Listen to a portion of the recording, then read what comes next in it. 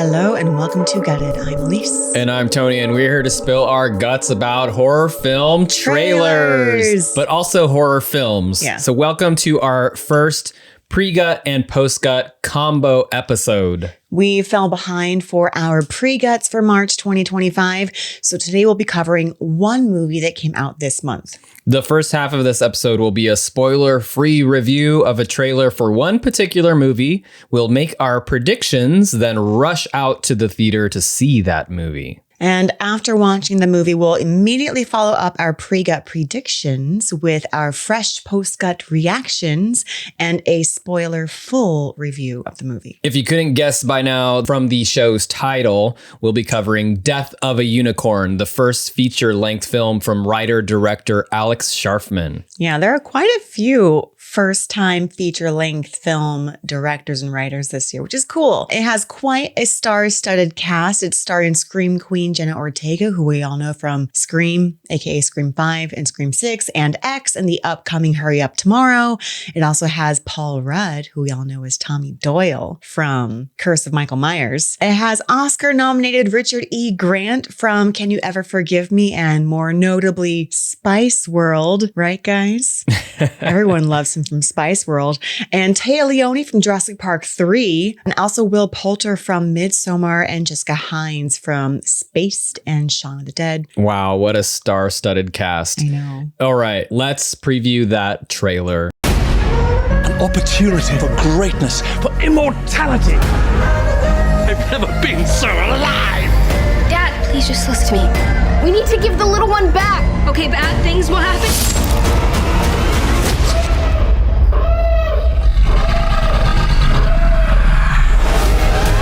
There are two of them? They're gonna kill us. I'll do whatever I have to take care of you. You'd retreat in the face of opportunity. That horn was rather girthsome.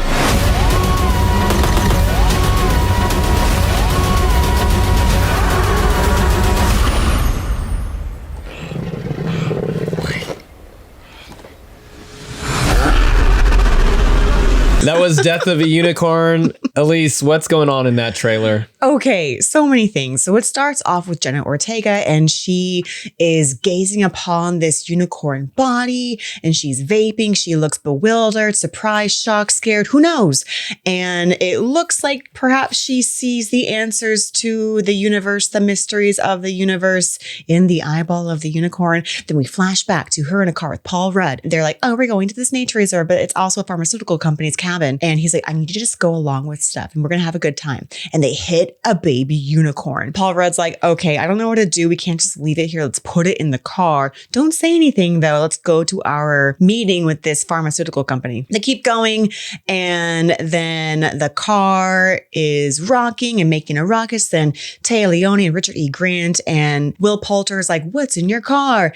And then a horn shoots through the roof. They're like, what is that? Is that some sort of horse with a protrusion coming out of its head? And Jenna Ortega is like, obviously it's a unicorn. And they're like, okay. Will Poulter has the funny line, like, I feel like I should not be in swimming shorts for this because this feels like a very momentous occasion. Anyway, and they're like, what do we do with this? And they find out somehow that it cures cancer if you grind up its little horn into a powder. They're like, great, that's the worst one. Let's make him cure cancer. And they're all happy and excited and making martinis, I think, out of the unicorn horn. Of course, Jenna Ortega is the one that feels guilty the whole time. She's like, we need to put the unicorn back, give it back to its mom because there's a bigger unicorn. And they're like, oh no, shit's going down. The bigger unicorn wants revenge and has killed, I think, the main doctor. And Paul Rudd's like, what do we do? And they're texting each other. They're like, run. Towards the end, it looks like the mommy unicorn or daddy unicorn or parent unicorn has broken into the big pharmaceutical mansion and they're trying to hide from this parent unicorn. The last line was by Will Poulter, who I think gets like all the funny lines in the trailer. He's like, let's hope we run over Bigfoot on the way home. Ha ha ha ha. Anyway, and there's also a little quote that says, poke around and find out. Poke around and find out. Poke around and find out. Very detailed description of that trailer. I felt like I was watching it once again, as you were saying. Good. I had a lot of coffee today. This is an A24 movie with a star-studded cast, quirky and fun Yeah, like a fun horror fantasy comedy. What did you think of the trailer? I thought it looked like a fun romp. I'm excited for this. And out of all the movies that came out in March, all the horror movies that came out in March, this was the one that I've wanted to see the most. So that's where we came up with the idea of let's just do a pre-gut anyway, even though we missed it for the beginning of March. Yeah, we fell a little bit behind in March. Things Life got busy. happens. Life happens. Yeah, trying to have a podcast and all that and do life sometimes gets to be a bit much. But yeah, I think that this looks like a fun movie as well. Definitely very tongue-in-cheek. I noticed from the trailer there are a lot of references to different action movies or maybe like creature feature type movies. Oh, like Jurassic Park. For sure, like the most obvious one, like them being hunted down, like the unicorn is sort of like a raptor. It is kind of like a raptor. There's a scene where the unicorn is breathing really heavily and growling in Jenna Ortega's face, and she's kind of wincing, but she can't move. That seems very Jurassic Park-ish. And that also seems very Alien. So yes. Yeah, so that's the other reference that I noticed, and that's the xenomorph that is breathing in the face of Ripley. We see that parodied or that used in movies over and over again. And Jenna Ortega's character name is Ridley, perhaps after Ridley Scott. I don't know. I also saw some Predator vision, and I also saw a flaming bow and arrow. Yes. So that maybe reminded me of like Rambo or maybe Robin Hood. I don't know. Yeah. Prince of Thieves. But I was thinking maybe there are going to be all these references to movies like Rambo, Jurassic Park, Predator, like sci-fi Alien. horror. Yeah. And some creature features. We have Jenna Ortega here as this like young teenage daughter to Paul Rudd. Possibly the daughter to Paul Rudd. Possibly, yeah. I mean, she looks like she's playing a teenager. She does. She has a red hoodie on, which does also remind me of Red Riding Hood. So that brings in like old school folklore. Paul Rudd, I mean, he's always a hoot in movies, so I expect him to be quite funny in this. I'm excited for Richard E. Grant. He has a lot of energy in this trailer. I'm going to guess that he is perhaps a character that has an illness that's going to get cured by this unicorn. So this sounds like a prediction. Oh, yes. This is one of my predictions. Okay, moving on to predictions. Yes. There's a scene where he has his arm sleeve rolled up, and I think the nurse is like looking at his vitals. And that's right after they mentioned the whole "it cures cancer" line. So I'm guessing he's going to be like the test guinea pig, and he's amped because he has a new lease on life now. So the powers of the mystical unicorn, and this unicorn is not a nice unicorn. It looks more like beast-like. Well, the parent unicorn's not nice, but the baby unicorn probably is until they kill it. Ooh, is it going to be like a Bambi type thing? Well, it's like the reverse. It would be like if Bambi got shot. That's what I mean. I mean the feeling of. Yeah. Actually, that was a reason why I had some apprehension to seeing this movie, because I don't want to see a baby unicorn get killed and ground into a paste. But another one of my predictions is that it did seem like there's a sort of time jumping element to this, because in the beginning of the trailer, we see Jenna Ortega gaze upon the unicorn, and then it like zooms back to her in the car. So I wonder if that's a slight hint at perhaps a time bending element that the unicorn can inflict. So perhaps everyone will die in this movie, and at the very end, we'll get to go back in time, and our characters will have some echo of a memory of what could happen if they misuse this unicorn, and perhaps they'll choose not to. Ooh, I like that prediction because unicorns are mystical and magical. So I wouldn't count out any sort of time warping or like healing of the dead baby unicorn and it being revived or coming back to life. So some sort of magic's going to happen. I agree with you. And I think that the rich family, the Leopolds, are going to all be killed, as well as the scientists. And then you'll have Paul Rudd and Jenna Ortega who survive the journey. And then if that happens, this sort of like time warp or wisping back to like a let's make the correct decision, then it'll be like, oh, I think I remember like what happens if we put this baby unicorn in our car with good intentions, probably initially. So let's think here. If that does happen, where they get to kind of go back in time and recorrect their actions, what would be the solution? If they hit the baby unicorn, are they going to just leave it there? Because that also seems kind of morbid. Maybe it's one of those things where it's like, we have the choice to go left or go right on this road. And they're like, something's telling me I need to go left instead of right. They'll go even further back in time rather than even getting in their car to go visit this pharmaceutical company that's going to really boost Paul Rudd's career. He'll be like, you know what? No, I'm good being a low-level writer for this magazine column. That's always like a magazine editor or writer. They're like, I don't want to write fluff pieces anymore. I want to write something big about medicine and pharmaceutical companies. They'll go even further back in time to where Paul Rudd's like deciding on if he wants to go to college. And then he's like, nah. Oh, like Jumanji style? You go so far back in time to where like you don't even know those kids anymore, but you befriend their parents and you're like, you know what? Don't go skiing. I'm going for a Jumanji prediction. Okay. Yeah, maybe some Jumanji references too, because that would be another great reference or little Easter egg for this movie. Yeah. I typically don't like mystical, magical movies because I think, well, anything can happen. That's not fair. Well, what about mystical, magical horror? That's the thing. I typically don't like mystical, magical horror because it's like anything can happen. You can't fight it. It's kind of like fighting the devil in Exorcist movies. Like, you can't fight the devil. So you're not a fan of it was all a dream, or we can magically make it wisp away because of this magical creature? Typically, I am not a fan of that. However, in a horror comedy, I am up for it. I'm up for that anything can happen in a tongue-in-cheek kind of a way. Is this going to be this year's Cocaine Bear? Yes.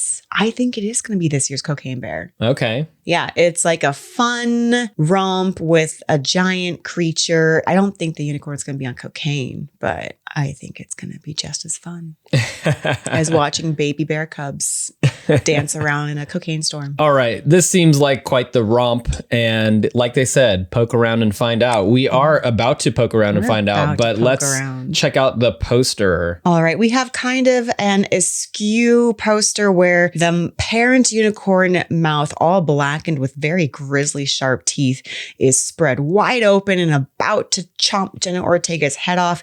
She's gazing into the mouth, looking very, I don't know, stoic, frightened, beguiled, perhaps. Yeah, cool. And it says, she's got a little red tuft of hair and a nose ring. Oh yeah, she's very cool. She's hip. She's hip. It says death of a unicorn in all purple. Payback is a beast. It's kind of like reverse ugly duckling. When you're a baby unicorn, you're super cute. And then as you get older, you lose your hair, you get grisly looking. Interesting. Kind of like opossums. Baby opossums, very cute. Mommy opossums, not as cute. I still think they're pretty cute. I mean, they're kind of cute in a way, but like baby opossums, when they hiss at you, it's so cute. You're like, oh, you're little. What are you going to do? Or is this creature sort of like a Krampus type creature? It does look very Krampusy. Good comparison. So yeah, towering over, and they're in this like beautiful mountainous landscape. Nature reserve, yeah. We'll see what happens. How would you rate this poster? Does it rate high, low, or so-so? You know what? I'm okay with this poster. It's kind of cute. I like the askew angle. It's very disorienting. And I like the purple font. Enough to get a tattoo? No, I don't want a tattoo of Jenna Ortega's face on my bicep or anything. All right. Well, then what merch are you going to get? If I got the parent unicorn mouth on my inner hand, you know, a talking tattoo with my hand, like a little scary, gnarly toothed unicorn mouth right here. Yeah. And then I'll get Jenna Ortega on my hand, and then we'll do a little puppet show. I guess that's cute. Is that the merch you're going to do? A hand tattoo? Temporary hand tattoo. Okay, because I was going to say maybe I would just get like a unicorn horn hat that says Death of a Unicorn. You know, it's like a little horn you can wear. Yeah. You like wear it around. I mean, maybe to Disneyland. I guess. Yeah. You know, I'm not trying to knock your decision. I just don't imagine you wearing this unicorn hat. Well, you know, I might wear it once. Okay. Yeah. I'm going to go with a temporary tattoo. A temporary tattoo. Okay. Yeah. Every time a poster or a movie uses that shot of the alien breathing in the mouth of the person, I'm just like, that's cool. I like the nod, but I wish you could have done something different. Yeah. Could have been something else, but I do like the up close snout of this parent unicorn. You know what? Actually, secondary merch item. You know how a lot of people have unicorn onesies? Mm-hmm. I want one of these unicorn onesies, but really gnarly and like burnt looking. For my unicorn horn, I need some matching unicorn scary teeth that I could wear. So you can have a unicorn headband and scary teeth, and I'll have a gnarly, burnt, Krampusy unicorn onesie. You also need a Jenna Ortega backpack. I don't want a Jenna Ortega backpack. To complete the look. I want a baby unicorn backpack. Fine. How about a Paul Rudd backpack? Can I have a Richard E. Grant backpack? All right, He's settled. funny. Yeah. But his character from Spice World. Okay, great compromise. Thank you. That was Death of a Unicorn, which is already out in theaters. We're actually on our way to go see it today so that we can come right back and do our post-gut reaction. So any last thoughts on Death of a Unicorn? No, I'm excited. All right. So make sure to not go away. We are going to be right back with our follow-up post-gut reactions to see if our predictions were dead on or horribly off, as well as a spoiler full review of the film. We'll be right back.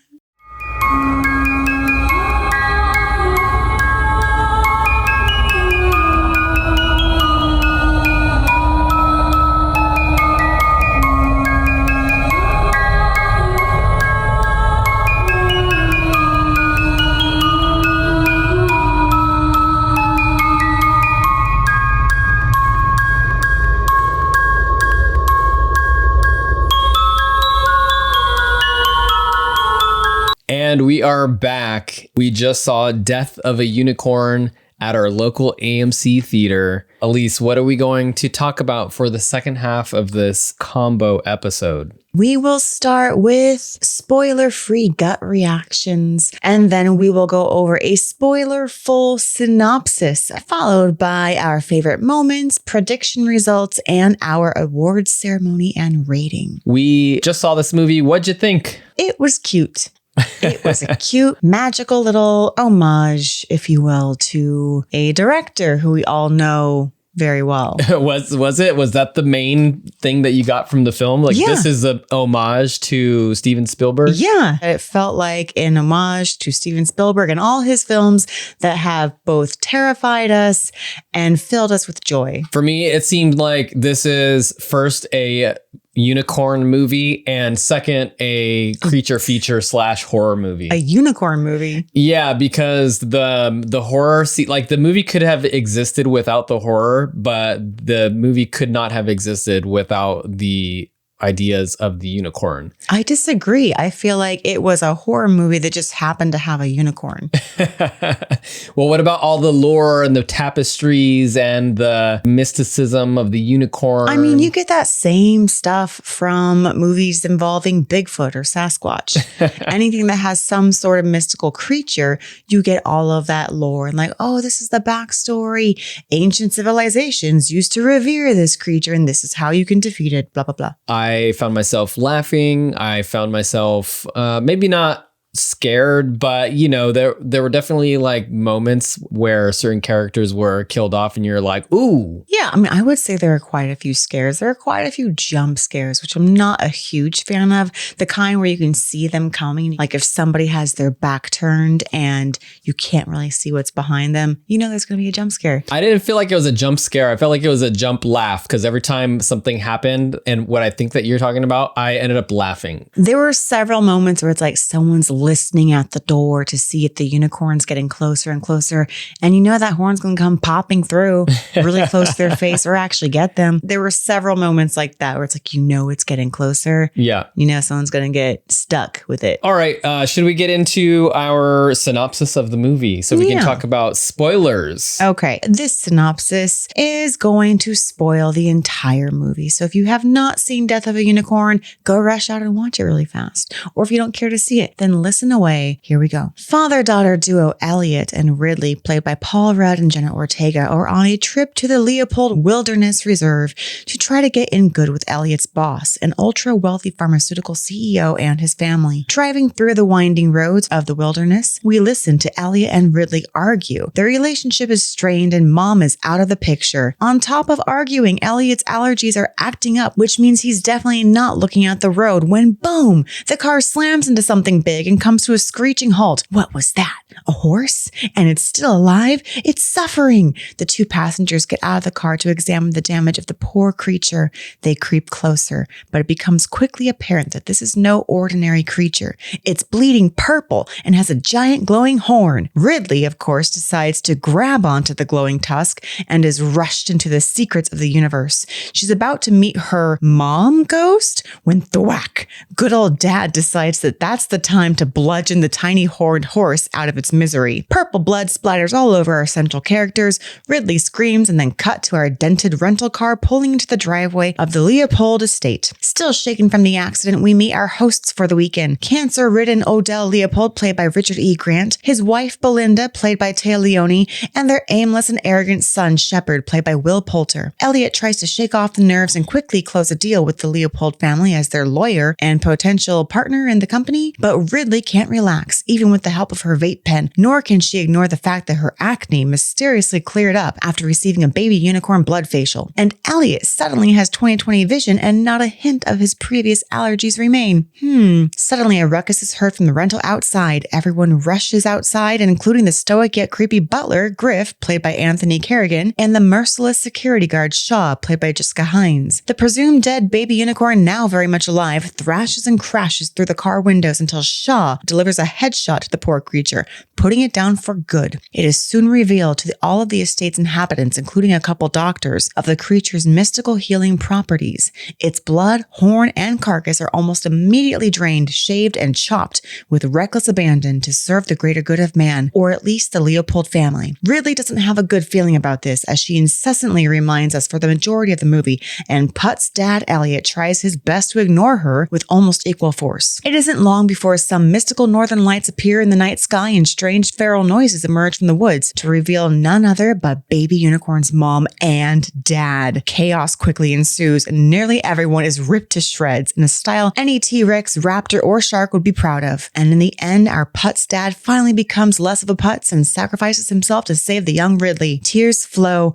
but our unicorn parents are not heartless. They fling the dead daddy's body on top of their dead baby, do a couple glowing horn taps, and shock them both back into the land of the living. A heartwarming ending to make any extraterrestrial with a glowing finger proud. Aw, that's basically the end, except the cops finally come. Elliot and Ridley are surrounded by bodies and naturally arrested, but not for long because their new unicorn buddies are ready to bust them out of any jam. Very well done. Yeah, so that happened, all of that that you said. It did. What were some of your favorite moments of the movie? Now, like, able to discuss spoilerific details. Yes, there were a couple good lines, most of them delivered by Will Poulter, who played Shep, the arrogant asshole son who's kind of aimless, jack of all trades. He's a mixologist. He's a bow and arrow enthusiast. Not very good, that he points out. He dabbles. He's funny. Yeah, he's a rich kid with a lot of time on his hands, so he has a lot of projects. A lot of time and money. Yeah. He also like gains this sort of addiction to the unicorn's dust. Unicorn dust. And unicorn blood, I guess. They grind the baby unicorn's horn into a powder, and it spills out onto the table at one point. He's like, I guess I can snort this. And at one point his mom's like, oh no, what about rehabs? Yeah.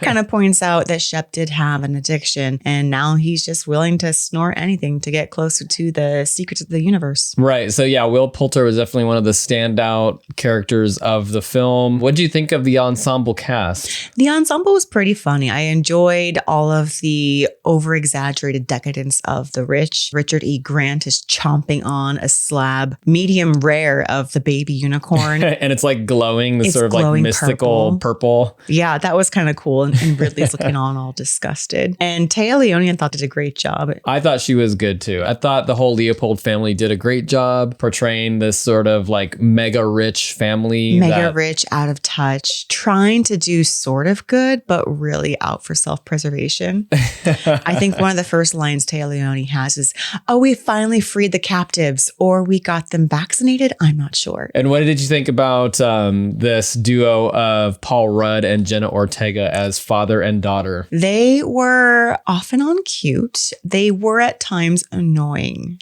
See, I found them at all times annoying. I thought like that was actually the part of the movie that I liked the least was Jenna Ortega's character and Paul Rudd's character. I think that is a hard character to portray. When you are in an ensemble cast where everyone else gets to be so fun and decadent and careless, you have to be the voice of reason. And that's often the groan of the audience. Like, oh man, here comes the killjoy. Spoiling all the fun. We just want to eat some baby unicorn and snort some horn. What's the big deal? Wearing some like really dumpy college outfit. I know, she looked awful. I felt bad. Her hoodie, I would say, really distracted me because I was like, is she wearing a cape or a hoodie? Did she cut off the sleeves and turn it into a cape? It's such a minor quality. Yeah. Well, you said it's sort of like a Red Riding Hood thing, right? At first, I thought Red Riding Hood, but the more I watched it, I was like, oh no, this is a callback to Elliot's character. Not Elliot in this movie, but the Elliot in E.T. Elliot in E.T. who wore a red hoodie. And I was like, oh, she is the young Elliot from E.T. Whereas Elliot, Paul Rudd's character, is like the grown-up version of what Elliot had become after E.T. ended. Yeah, so definitely a lot of references to different Steven Spielberg movies, which we will talk about at a later point. But yeah, what about Paul Rudd? He's always so lovable in movies. In this movie, he came off as, well, you called him a putz. He's not really the dad of the year here. Like, he presented himself as, I'm doing this for our family because mom on her deathbed said, take care of her daughter. And that's what I'm doing. But he obviously lost sight along the way of doing everything for his daughter. And it really does seem like now he's just doing it for himself to get ahead in life. Yeah, totally. To the point where his character became annoying for me. Yeah. And also really made Jenna Ortega's character, Ridley, extremely annoying because the whole time she's trying to like get the other characters like, please believe me, I'm doing research on unicorn lore. And I went on Google and I saw this tapestry. I have a connection with the unicorn because I touched the horn. I touched it. And also my mom, before she died, took me to this museum and there was a tapestry. And I'm following this tapestry to the T. It's like this one tapestry. She's looking at every single picture in this tapestry. And actually everything in that tapestry does happen. So, yeah, it's like the Ari Aster thing in Midsommar. This movie was produced by Ari Aster. And I saw that. And then when I saw the tapestry and how all of the scenes in the movie happened as they were in the tapestry, like a lot of the deaths and all of that sort of stuff, then I was like, oh, they're doing the Ari Aster thing. But also then I read in IMDb trivia that the tapestry might be a real thing. I don't know. There's a lot of trivia on IMDb about this tapestry, so much so that I was just like, I'm not going to read it. Apparently, Alex Sharfman was extremely interested in this tapestry, the tapestry and the lure of the unicorn, and trying to actually do research on the actual lore that is the unicorn, like the story of the unicorn. So yeah, he got his entire script from this tapestry. And that's cool. So maybe he sees himself as a Jenna Ortega type character. There were several scenes where she's just looking at her dad imploringly, like, this is the time when you're going to believe me, right? This is the time when you're going to be on my side, right? It was just a little bit too often. But I mean, I get it. You have to have that character, that voice of reason, the voice of good, in order to like propel the story forward. Otherwise, you just have a bunch of Will Poulters snorting unicorn horns. And what lesson is that? Decadence wins? Actually, I'm looking at a picture of Jenna Ortega's outfit right now. And I'm on IMDb and there's like a still from the trailer. And the shirt she's wearing looks a lot like a shirt that I own. Just kind of funny. So you're just jealous that she had your wardrobe. She has my style, but she doesn't look good in my style. I think what was distracting is that she had a lot of clothes. Not that you have to be scantily clad in movies, but I'm just like, she had 2 tank tops, a shirt, another shirt on top, and this really floppy hoodie and really baggy pants. Yeah, that's the college style. Is it though? I just mean, I feel like when you're trying to run away from crazed unicorns, you don't want to be weighed down by 8 layers of clothing. Well, you know what? She was a maiden who was pure at heart. She was pure at heart. I don't know why she didn't figure that out early enough. Will Poulter got it. He did, yeah. He got the meaning. So there was also like silly satire of what it is to be sort of like a mega rich family and doing things in always like a self-serving way. Yeah, where it's under like, the we guise- found the cure for cancer. Yeah, they're like, oh, they're doing it under the guise of this is for all mankind, but really it's just for them. There's that scene where it's like, we only have so much of this cure and it can only go so far. It's not going to be able to be reproduced. So we can't help the world, but we can help the select few. So who are we going to help? The people with the most money. So it's the people who came out about their diseases in the public. throughout the entire movie, all characters except for Ridley are trying to sort of like steal or take or use the unicorn's She already magic. got what she wanted. She got her acne cleared up. So she did use it. But she used it by accident because the thing just like bled on her. Well, she used it by accident on one side. She didn't have to do both sides, but she did. Even characters like Dr. Batia, who seemed like a genuine and like a good character, she even like pocketed a vial. So she like, committed a sin and then she ends up getting ripped in half. I know, in true style of Jurassic Park 2. When she got torn apart by the two parent unicorns, that was very much an echo of the poor guy that died in Jurassic Park 2 that was trying to save Vince Vaughn and Julianne Moore. I was like, oh no, not him. He gets ripped in half. That was her same fate. But she wasn't as noble as that guy in JP2. She was a bit more self-serving. Right. She even did say to Elliot, she was like, everyone looks out for their own. She's trying to hint to him that like, you should really be looking out for your own daughter because I'm looking out for myself and they're looking out for themselves. So you should follow suit. That is not pure at heart mentality. Not pure at heart mentality, doctor. Yeah. So she gets ripped apart. There were a lot of good death scenes in the movie. There were. It was quite gory. That one like random mercenary gets his head stomped by a unicorn. Yeah, while Jenna Ortega's under the car watching him. Yeah. Like locking eyes. Yeah. We had the unicorn horn through the doctor's torso. Yeah. That was like one of the first unicorn kills. Yeah. So that scene really reminded me of the almost like one of the ending scenes of E.T. when all those scary scientists come with the tubes and they're wearing their hazmat suits and they're taking E.T. That scene always really scared me as a kid. I feel like this scene was an homage to that scene, but like, look, we're going to kill the doctors and scientists that are trying to operate on E.T. Don't worry. So it's like E.T. got his revenge. Yeah, everybody dies. We got like an entrail evisceration. What would you call that? So, I mean, that was an evisceration. So like, Taglioni, she's listening. This is one of the scenes where she's listening next to the bookcase. She's like, I can hear them coming. And of course, she gets stabbed into the shoulder. And then she gets dragged into the billiard room by her feet, thrown onto the billiard table. And she's holding on to her oxygen tank because they had this whole thing like, if we shoot the oxygen tank, will it explode? And Poulter's like, yeah, of course, compressed gas, compressed air will always explode. So trying to do the Jaws thing. The another Jaws Spielberg thing, exactly. Yeah. And she's holding on to it and she's calling up to her son, played by Will Poulter, on the upper level. And he has his bow and arrow with a flaming arrow. And she's like, shoot it, shoot it. And he's like, I'm sorry. And so he walks away and then the unicorn totally eviscerates her, yanks out all her intestines and just leaves her there. leaving her gutted. Gutted.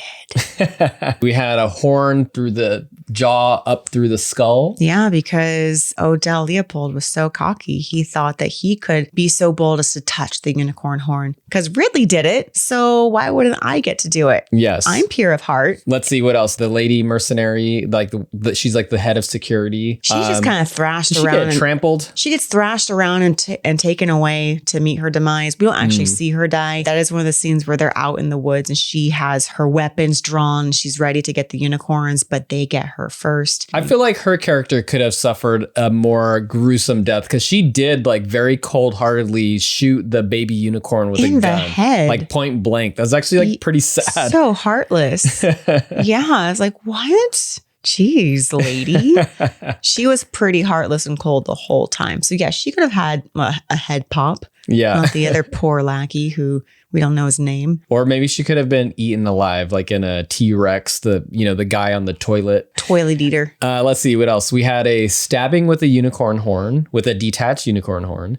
And we also had a unicorn horse kick. So towards the end, Paul Rudd's character, Elliot, tries to finally redeem himself by stabbing Shepard in the gut with the unicorn horn. And then Shepard stabs him back with the bow and arrow, and they're both there bleeding out. But then one of the unicorns does kick Shepard in the face, and he goes flying. And he's dead. Yeah. So a lot of good death scenes, a lot of good kills. Definitely like a lot of CGI that happened in this movie. I mean, the entire unicorns were CGI, which didn't bug me. It didn't bug me either because they just went for it. They weren't trying to look real. It's kind of like Cocaine Bear. I thought those Cocaine Bears looked very CGI the whole time. I didn't care. Yeah, and the unicorn themselves looked like cross between horses, clearly, or unicorn, you know, but then also like a lion and a little bit ratty to me. They were very ratty, but they sounded very T-Rex-ish. Yeah. Like that scene when they are snarling behind the tube tent. Yeah. That was very much a T-Rex snarl. Kind of like in JP2, when the T-Rex comes to the camp and they're all in their tents, we can see the T-Rex skulking behind that one tent that Julianne Moore is in. We see the silhouette and it's going... Let me see the breath. Anyway, yeah. Very T-Rex-ish. I also noticed that when they're evil, they're like a dark gray or even like a black They're color. very, very Krampus-y. And then near the end, when they're like a happy, free-flowing unicorn family, then they're white again. Yeah. So very magical and mystical. And their horns are golden when they're happy. Like E.T.'s finger. Like it, well, he had a glowing red finger. But yeah, they glow just like E.T.'s finger. So yeah, that was Death of a Unicorn. I would say it was entertaining. It was about as I expected, where there'd be a little more comedy than horror. Yeah. And a fun little creature feature. Yeah. I was chomping on my popcorn and laughing my ass off. Yes, you were. Awesome. Should we talk about our predictions? Yeah. So in the first half of this episode, we did go over some predictions, a lot of which I feel like we did pretty decently. I feel like we got most of it. Yeah. I feel like more or less we got the gist of what was going on here from the trailer. I don't know if that's a good or a bad thing, if that's like good on us or bad on the trailer, you know, revealing too much, or maybe we're just too skilled. We're getting very skilled at this now. First, let's start off with our best predictions. Yeah. Aleece, what were some of our best predictions? I had predicted that Odell Leopold, played by Richard E. Grant, was going to have cancer. And that the unicorn was going to cure his cancer. And that's why he was so energetic in the trailer. Yeah. And they didn't hint at that in the trailer that we watched. They didn't. No. So it's good like, guess there. Thank you. Yeah. He definitely had cancer. And it took several trials and IV bags of purple blood to rejuvenate him. But he definitely did have cancer. So I was proud of that prediction. Yes, very good prediction. How about you? We did mention some of the parallels to other movies. And while we rifled off quite a few, the two that were the most accurate, I would say, would be Jurassic Park. I feel like that one was fairly obvious with the unicorns acting like raptors. Yeah.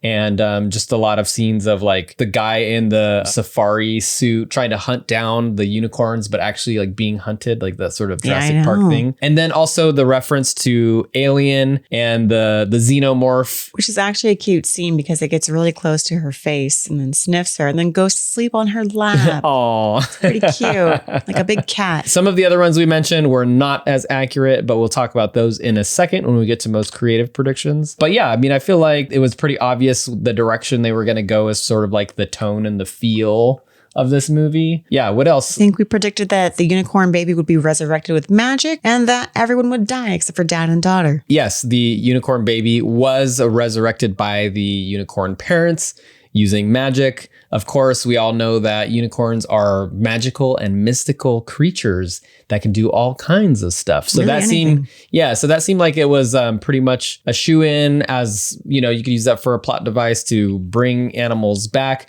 No one wants to go through this movie and realize that this baby unicorn has been like cold-blooded, murdered, shot in the head. I mean, that's pretty sad. After they chopped off the horn, I was like, oh no. Can you bring him back? Well, of course you can. It's a unicorn. They're not real. And then everyone dies except for dad and daughter. That was almost accurate. Everyone did die except for the dad and daughter. But there's one other character that lived, and that was Griff, the stoic yet kind of creepy butler. Right. Who he kind of just disappears after a certain moment in the film when he's like trying to operate the gate. And we don't really see him again. We kind of forget about him. Yeah. He was voted to go open up the gate. And he's like, why me? They're like, you know the gate the best. And he's like, well, I vote for not me. And Ridley's like, yeah, I vote for not him too. And they're like, sorry, democracy rules. You have to go open up the gate, Griff, and be sentenced to death. Yeah. So he does open up the gate. And then that's when Dr. Bhatia is also voted to go put the baby carcass outside. And she's ripped apart, giving Griff enough time to get away. And I guess he went to go get the cop. Another small thing to that prediction is that Dad actually does die, or he's dying, and then he's sort of resuscitated by the magical unicorns. And then about the Griff thing, it's like, yeah, so it makes sense that he didn't die because, yeah, his character is like treated so awfully throughout the movie that you just feel bad for him. He's like ordered around and he's not allowed to speak.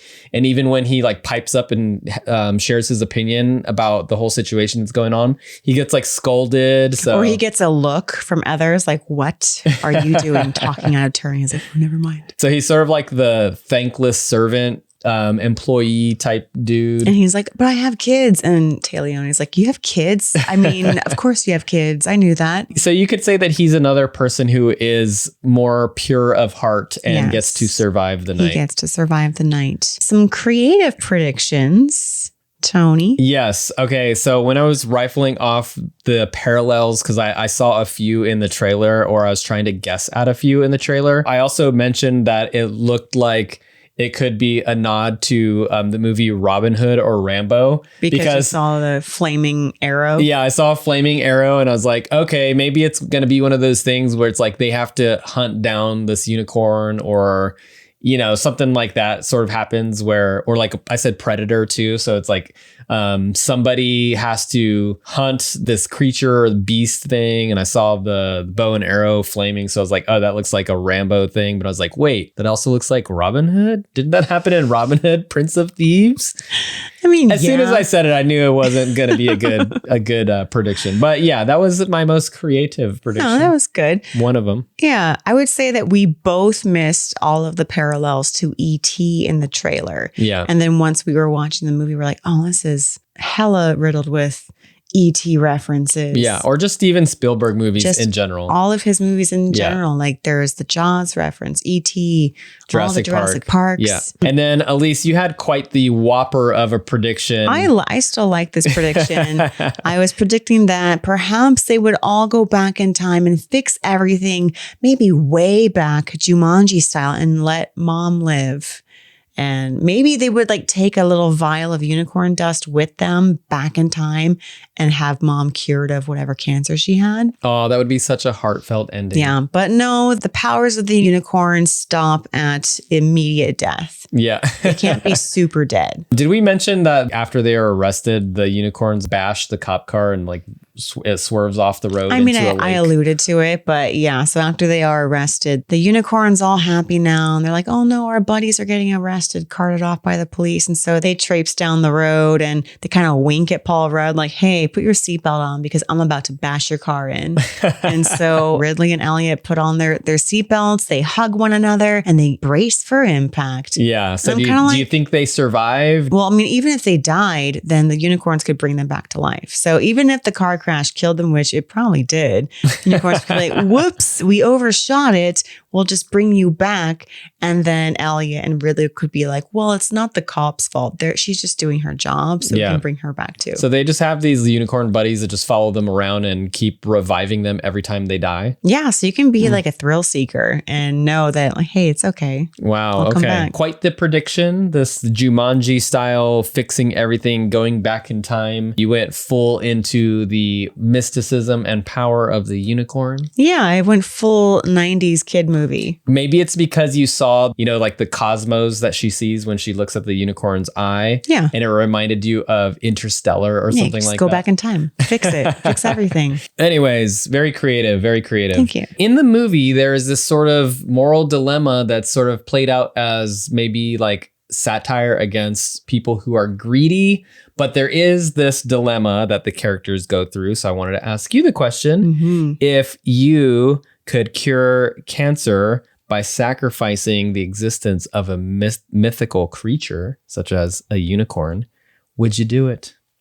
Just to cure cancer for like a handful of people? Well, I mean, I'm just going to assume that you're not going to be as self-serving and as greedy as the Leopold family. So maybe if you could just eradicate cancer altogether, like worldwide. Well, in the movie, they were saying how we can't replicate this configuration. Yeah, this is a hypothetical question. so This is my if- wild card hypothetical. If Would you wipe out the existence of unicorns to save humanity from an awful disease like cancer? So if we had a better doctor in the movie who actually could recreate the compound or replicate the compound and eradicate all cancer, if you could replicate the compound, then you wouldn't have to eradicate all unicorns. Well, I mean, that's not what my question is. My question is, would you kill a mythical creature to cure cancer? I don't know. I need more stipulations here. All right. Would you kill one unicorn to cure cancer in a handful of people that you knew? I probably would. One. I'm greedy. You would kill I'm not pure heart. one baby unicorn. Yeesh. Do you have to make it a baby? It's a they killed the baby. Yeesh. Those sort of moral dilemmas are pretty tough. However, now that they know that these unicorns can just regenerate themselves, they can be like, hey, unicorn, can I get a little blood sample like once a month? You go and get a blood sample from these unicorns once a month. You like make eye contact and you wink and you're like, hey, don't worry, I'm not going to kill you. I just need a blood sample. And I'm going to go see who is worthy of my cancer curing blood this month. So each month you kind of evaluate who is most deserving to have their cancer cured. Okay, so it's like a lottery system. So in your situation, it turns into like a Hunger Games lottery. No, it turns into a that movie with Will Smith called like 7 Pounds or something, where he like goes around interviewing people, but they don't know it, to see who's going to get his organs. That's why we leave these questions up to the movies, because they're pretty difficult to answer. Well, I mean, yeah. And also, if you make it known that you have the cure for cancer, then yes, all the rich people were going to come out the woodwork and be like, that's my cure. You have no right to it. So that's why you have to be secretive about it. All right. Let's give Death of a Unicorn some awards. I'm very excited for the award ceremony here. So we're going to start with our Axe Award.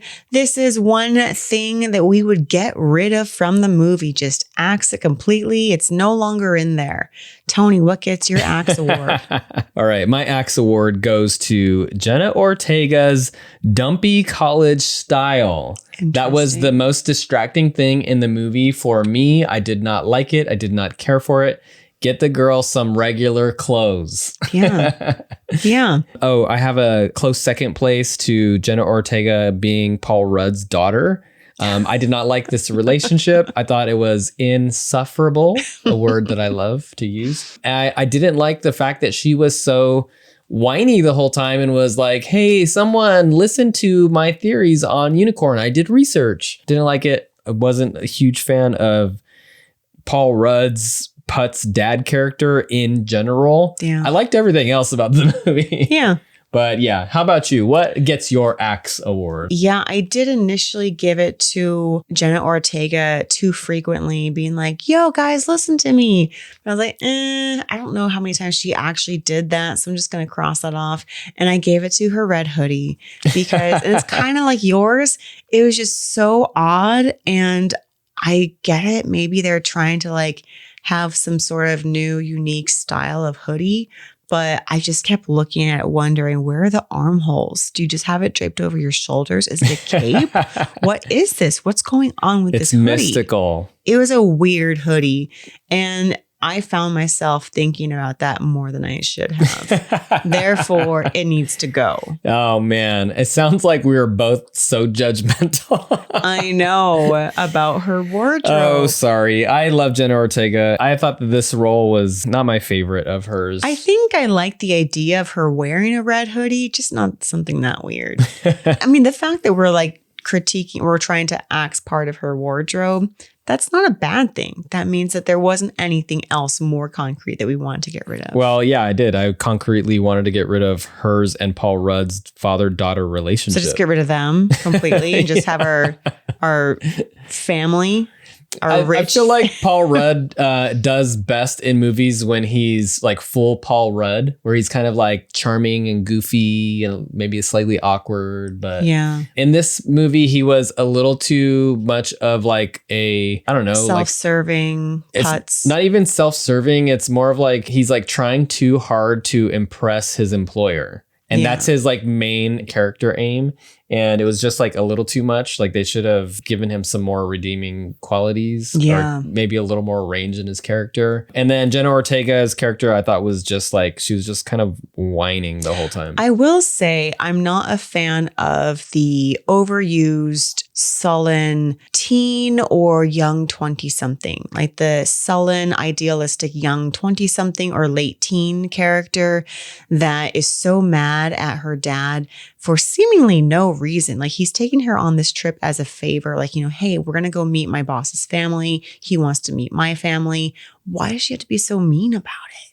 Why is she so mad at him? Like because her mom died. Her mom died, but also be more empathetic to your dad. His wife died. Yeah. Like they weren't divorced. They were together. And he was there when she was at her end.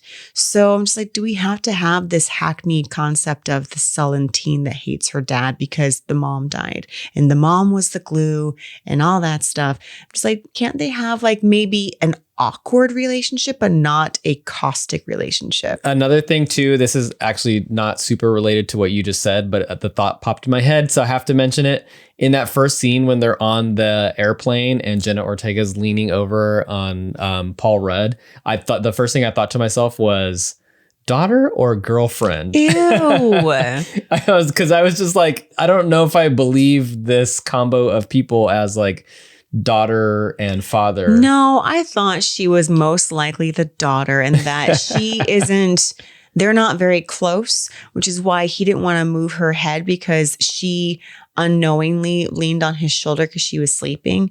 And so I did get the impression that like, okay, this is his daughter. They have a strained relationship and she's leaning on his shoulder because she's sleeping and he doesn't want to ruin this moment because he doesn't get it very often. Yeah. So I thought, okay.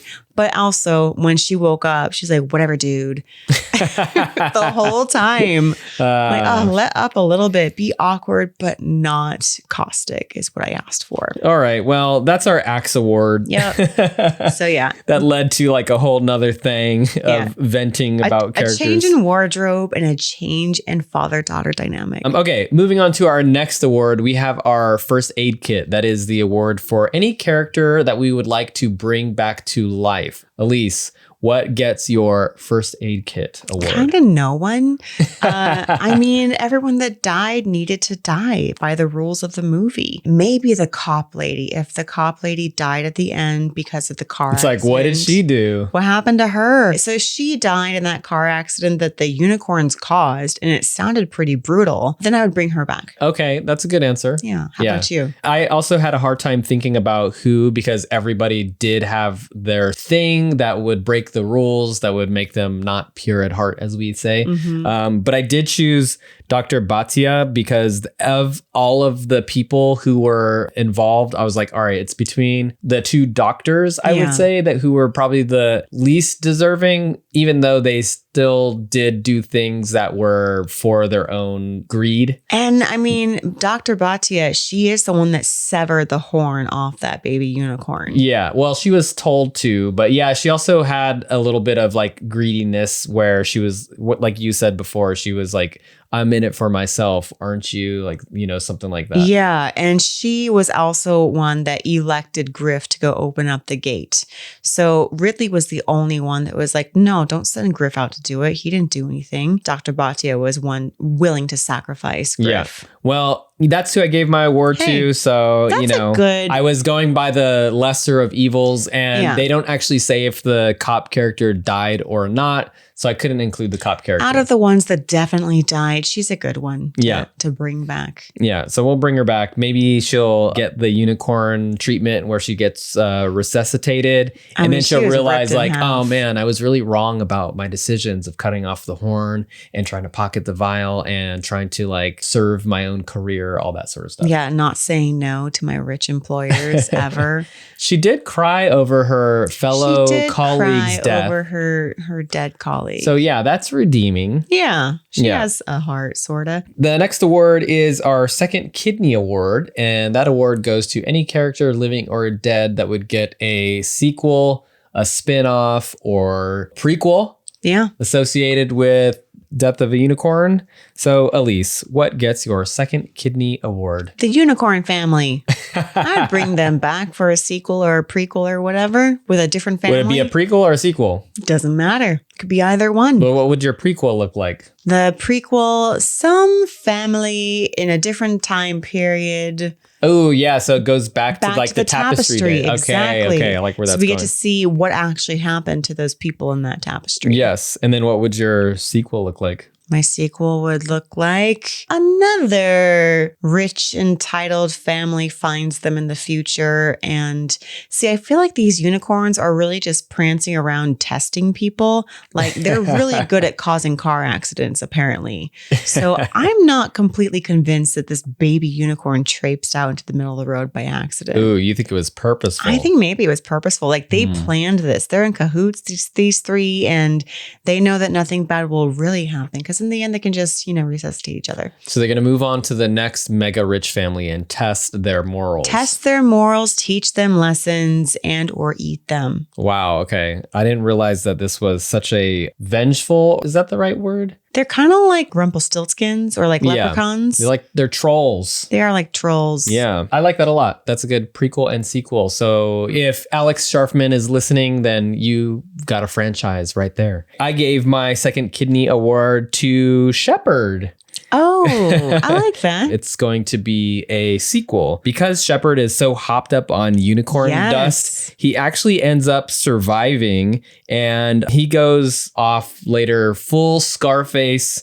He's buried his face into pounds of purple dust. Yeah, he finds some more unicorns only to get taken down in glorious fashion by another clan of unicorns. There are more unicorns out there. And maybe we meet some other mythical creatures because he does have that line, maybe we'll run over Bigfoot on the way home. So maybe they meet Bigfoot and he eats one of his toenails and gets flying powers. So that's my second kidney award. Yeah, that's a good one.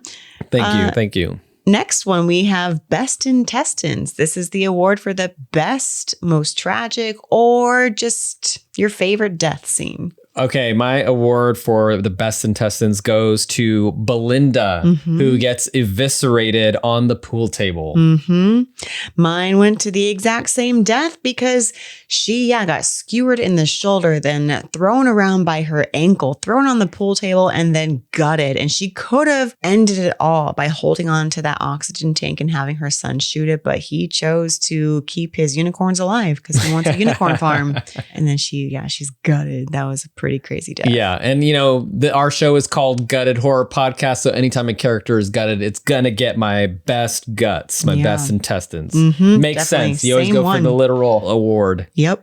Okay, Aleece, your Silver Spleen Award. The Silver Spleen Award goes to the second best or silver medal for anything, any element, any actor, or something about the movie. Okay, my award for the second best thing of the movie goes to the sleeping mommy and daddy unicorns when faced with Ridley. That was pretty cute. I like that they just kind of went to bed when they met somebody pure of heart interesting choice. That was cute. And I said, audibly in the theater. Well deserved. Well deserved. I gave my Silver Spleen Award once again to Shepard because I thought that he was the most interesting character in the film. He was funny. He was manic. He was hopped up on unicorn dust. I thought that he was very good. And then moving on to our Golden Gut. This is our...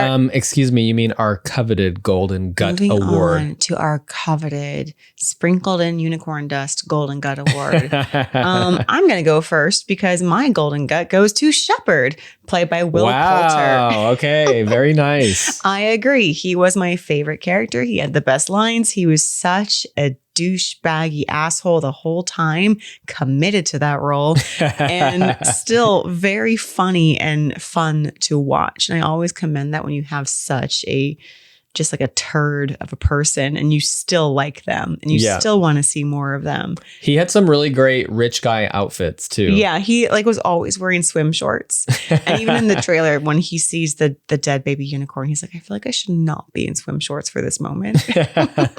He also had a really great line when he wanted Ridley to print out the pictures of the tapestry. He's like, oh yeah, here's my printer. Just like print them out, you know, but matte print only. Gloss is gauche. And I was like, oh, that's a good line. Gloss is gauche. Gloss is gauche. Yeah, that was a good line. Awesome. Yeah, that's well deserved. Good job, Will Poulter. So what is your Golden Gut? My coveted Golden Gut Award goes to Unicorns on Parade. Unicorns on Parade. So Unicorn Revenge, the rage of unicorns. So what is it then? The unicorns. Oh, just the unicorns. the killer unicorns. Oh, okay. Yeah, I mean, Just this like in general, the unicorns. Yeah, I said kill. unicorns on parade I as thought you like meant the because they're unicorns- raging against the machine. They're Okay. anti-capitalist unicorns. I thought you meant like the unicorns parading down the road, getting ready to Did you not save- hear the dun dun dun I dun don't dun get it. dun? Do you think I was a Rage Against the Machiner as a teen? No. I Well, wasn't. okay, what if I screamed it? Unicorns on parade! Dun dun dun dun dun Yeah. dun dun. That's better. Yeah. Wow, wow, wow, wow, wow, wow, That I get. wow. Yes. Yes, so The bow these wow. unicorns were pissed. They wanted their revenge. They're revolting against the mega rich. Taking down materialism and Yeah. patriarchy. And helping their little kid. Yeah. And fake philanthropists. Get rid of them. Good job, unicorns on yeah. parade. Yeah. Cool. All right. Will Poulter and the unicorns will They- return in the sequel. They get our Golden Guts and the sequel. Good job, team. Yeah. All right, next up, we have our blockbuster rating. Tony, is this movie going to be a staff pick, a main shelf, a dollar rental, a bargain bin, or a back alley dumpster? And just to clarify, a bargain bin is a bargain bin buy and keep. I need to make that adjustment here. In a recent episode, we had figured out that Aleece has always been looking at these blockbuster ratings as if she's the owner of the blockbuster, Yeah. whereas I have always been looking at the blockbuster ratings as if I am a customer. What? Which is why I was always confused by who cares if it's a bargain bin rental or a buy and keep? Like it's still $1. No, the bargain bin buy and keep, it might be like, maybe it's actually $3. Well, so I get it now. I get it now that you're coming from the point of view of the blockbuster owner because I'm you a don't small want business to you don't want to owner. give away your movie. You want to rent it at a cheap price so that people may I experience want it. some revenue. But you want it back. Yeah, I want some revenue, even if it's limited. Right. So, Whereas the bargain bin, the dollar bargain bin where you're selling it, you're trying to get rid of that Just copy. want to go. 50 cents, take it. Yeah. Okay. So with that said, I would say that this movie would be a main shelf, but only if we are kind of like highlighting creature feature movies. Otherwise, it might dip into the dollar rental. Wow. But I would say like for a creature feature, it was fun. It was entertaining. So yeah, it's going to be on my main shelf. Maybe like just like a short-term main shelf. Oh, wow. Okay. Yeah. I would just pretty solidly put this on my main shelf. I'm okay with this being on my main shelf, permanently. I feel like, yeah, Will Poulter's character was definitely a highlight and probably solidified its place on my main shelf. I just kind of felt like it was entertaining while I was watching it, but there wasn't anything that was like so stand out about it other than the fact that it's like a creature feature featuring unicorns. So like, that's pretty cool. Yeah. But the movie in general, while it had some nice moments, I thought it was okay. I thought it was solidly decent. I wouldn't say even average. It was above average for sure. It was fun, but you know, my main shelf is pretty packed with some like really serious body horror. I have a pretty big Blockbuster, so I have a lot of shelves. Maybe I just have a tiny Blockbuster. My Blockbuster's bigger. I have a more limited staff pick shelf, but my main shelf can hold quite a bit. And I do like that we had a vicious unicorn movie, because unicorns often are just, you know, stereotyped as these gentle creatures that went extinct and they didn't know how to live. But these ones are like, they're conniving and they are sneaky and they're ready to rip you in two. And I thought that was kind of cool. And I wouldn't mind seeing another more developed horror movie with a vicious unicorn. I didn't totally give it the dollar rental. I gave it a main shelf for a little while. For a few months. Yeah. Or when we're highlighting creature features, you know, I'll put it on there. Yeah. So it might go into like, you know, your back stock for a while. And then if we have a creature feature, exactly. bring it back out. There's a lot of good creature features out there. There are. Creature feature is actually like my second favorite subgenre. I enjoy creature features. Yeah. Maybe a little bit of a harsh one from me, but you know, that's what it is. What did we give Death of a Unicorn on Letterboxd? And also, just to kind of plug our Letterboxd, Aleece does all of our reviews. We come up with the ratings together, but if you follow us on Letterboxd, and that is Gutted Horror on Letterboxd, so not Gutted Horror Podcast, just Gutted Horror. Just Gutted You Horror. can read some of the reviews of movies we have watched. They're not all horror movies. You know, we watch a lot of different style of movies, and Aleece writes some really great reviews. Thank you. I spend some time on the reviews. We do come up with the ratings together, though. So if we are split, then we kind of split the difference. But for this one, we were pretty much agreed. Yeah. As we left the theater, we both said 3.5. 3.5. Yeah. Yeah. So 3.5 means that this movie is solidly decent. We liked it. It's probably not going to be one that we're itching to buy and rewatch a bunch of times. But, you know, this one would be a fun one to throw on if you have a group of friends over and you're wanting to watch like something that's kind of feel good. Maybe some people aren't like super into horror, but you want to watch a horror movie. This would be a good compromise. Yeah. And so my criteria for a 3.5 is that we solidly liked it. We might own it, and we would probably watch it again after a couple years. Yeah, that seems accurate. all very accurate. Yeah. Yes. So yeah, Death of the Unicorn, pretty solid film. Aleece, were there any lessons that you learned while watching Death of a Unicorn? Let's see here. Yes. Never trust an entitled rich boy with a drug addiction and a remedial archery skill set. That was my lesson. My lesson learned was if you poke around, you're going to find out. Poke around and find out. Yeah. Good lesson. Do not exploit the unicorns, all right? Yeah. Save the Don't try to cure unicorns. cancer, because you're only going to cure it for a couple people. It's not worth it. Don't be greedy. Don't be greedy. Yeah. Don't be fake philanthropists. Exactly. Well, that was Death of a Unicorn. Yeah, we did it. That was our first pre-gut, post-gut episode combo, where we made predictions, watched a movie, and then reviewed the movie in the same episode. And thanks for watching and or listening. Make sure to leave us a comment, like, subscribe, give us a rating, check out our letterbox.